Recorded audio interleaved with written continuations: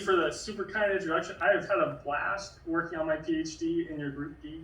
I'm really glad I came here. Today I get to defend my PhD thesis, which I've titled "Oh, Where Electrons Will Go," and I've included. I didn't realize I'd still be getting these. Okay, maybe I can. Okay. I'm going to be titled "Oh, Where Electrons Will Go," and I've included a number of depictions for the electron distributions within molecules, which is something I really like to think about as I consider chemistry, and I'm going to be discussing all of this in detail with you all today. So the talk is going to be approximately 45 minutes, and I'm going to cover a range of topics. So I made this little sidebar here to keep track of us as we go throughout our discussion today. So first we'll begin with conceptual quantum mechanics and how this relates to chemistry. And from there we'll transition into how we can manipulate carbene orbitals, particularly focusing on how we can use structural parameters like the carbene bond angle to do so. And after manipulating those orbitals, it's important that we measure what we have done. And so I'm going to discuss how we can do that and focus a bit on some issues with a popular technique for measuring the empty orbitals of carbenes. And then I will end with how we can use isolable analogy and molecular orbital theory to develop new organic chemistry reactions, with some conclusions and acknowledgements at the end. So, when new students in the physical sciences are introduced to quantum mechanics, they are often done so first through the concept of wave-particle duality for small molecules, or small particles. What this means is that very small things like electrons act as just like both particles and waves at the same time. Now, I find most people have a pretty good grasp intuitively of how particles behave when they interact with one another, like with a ball hitting a bat. We kind of understand what could happen. But I think most folks have an issue with how waves interact with one another. And so I want to discuss that for a second before we go into quantum mechanics. So if I take a simple example, like a one-dimensional wave, what we have to keep track of is both the magnitude and the phase of the wave, whether it's like up or down in this example. So if we have two waves coming towards one another, they can be in phase, where they're both pointed in the same direction, or out of phase, where they're pointed in the opposite direction. Wow.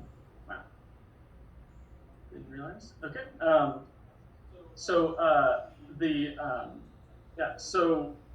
as they will be approaching one another, and then eventually come to the point of interaction where the two waves will collide. And so when the waves are in phase, the interaction is constructive and the two magnitudes add to one another. When the waves are out of phase, they cancel out at that point of interaction. And this gives rise to the names that we use often, called constructive and destructive interference. Now, this is contrary to what this may imply. Just because they're out of phase and they run into each other doesn't mean the wave is sort of like destroyed. It's just that the amplitude goes to zero at that point, and eventually the waves will pass through one another. And this is an unusual thing when we consider particle behavior, but it's common in waves. Now, I'm a chemist, so I think of three-dimensional waves, which in this case I'm going to be first talking about atoms. Right? And in 1926, Erwin Schrödinger came up with the formulation, or postulated the formulation that we call the Schrödinger equation. And here I have described it for a single atom, the hydrogen atom, with one electron and one proton in the nucleus, in a spherical potential. And so this equation, this differential equation, has a number of answers, which are commonly known to chemists as the hydrogenic orbitals. And there are more than what I've described here, but I want to show you some of the pictures most of us would be familiar with. So this would be like the S, P, D, and F orbitals. And the different colors correspond to different phases, just like these waves here. Now, as a chemist today, I will be talking a lot about these orbitals, and I'll be using these 2D representations of these pictures. Now, I said this is the Schrödinger equation's form for the hydrogen atom. right? But I'm trying to make molecules, and then they use more than one atom. And most of those atoms have more than one electron. And so when that happens, the equation becomes significantly more complicated. We have to keep track of the kinetic energy of the nuclei, the protons, of the electrons. We also have to keep track of the attraction between the negatively charged electrons and the positively charged protons. We have to keep track of the repulsion between each pair of electrons and the repulsion between each pair of nuclei. And in many cases, this equation cannot be solved exactly. We have a number of approximations we can use that allow us to get reasonable answers, but most of the time we can't get like the perfect answer. Now, I'm a chemist, synthetic chemist, and so I am here to construct molecules. And so I'm going to use this toolbox and a language that chemists often use, which we call molecular orbital theory. So what the principle is that if we think of this wave, right, and this equation is a wave equation, which means it has a lot of the similar behavior as this one-dimensional case I drew here. And so if I take a wave, for instance, like this p orbital, I can bring two of them together, and I can do it in phase, right, the same colors pointed at one another, or I can do it out of phase. And if it's in phase, we would have constructive interference, forming a sigma bond. And if it was out of phase, I'd have destructive interference, forming an antibond, where the electron density between the two atoms rapidly drops to zero. But just like it wasn't a destruction here, right, the electrons get squeezed out sort of to other areas.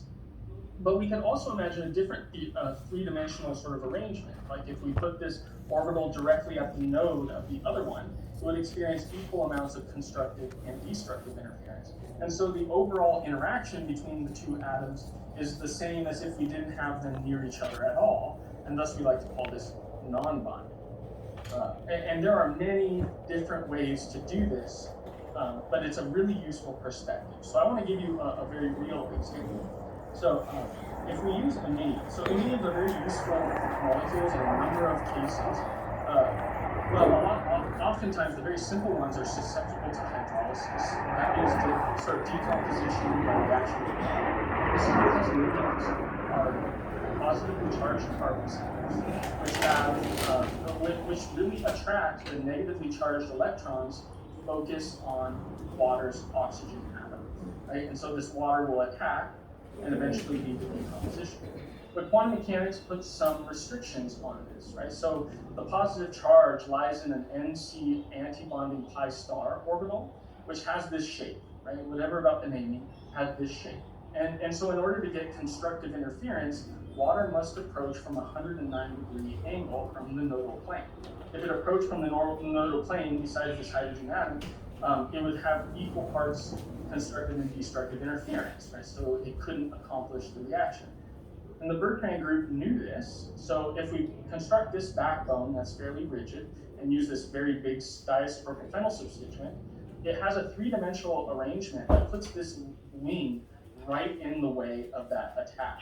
And because the water can reach at the proper angle, there is no symmetry match, and there will be no reaction. And this is like really true. I have personally made kilograms of this product, and how I purify them is by submerging it in liters and liters and liters of water, and there's no decomposition. Whereas small aluminiums are often decomposed in the presence of just humid air. Right? So by considering the orbital arrangements of our molecules, we can very much change the properties of these species and how they can perform in a number of applications. So as you can see from my introduction, I'm really interested in how electrons, all the different shapes and interactions that electrons can take. And honestly, for me, the weirder the better. So my initial sort of attraction to the Bertrand group came because they study carbines and things like them. And carbines are very weird. And so I want to show you the simplest carbine, which we call methylene. And to understand this electronic structure, I would like to derive it from its parent, methane. Okay? So methane is CH4, has one carbon bounded to 4 hydrogen atoms. Okay? And this is a tetrahedral symmetric molecule. I know for the organic chemists in the room, this is a weird way of drawing it, but I'm going to use this perspective later. But it is a tetrahedral molecule, this ball and stick model here, and you can, if you draw a line, you get this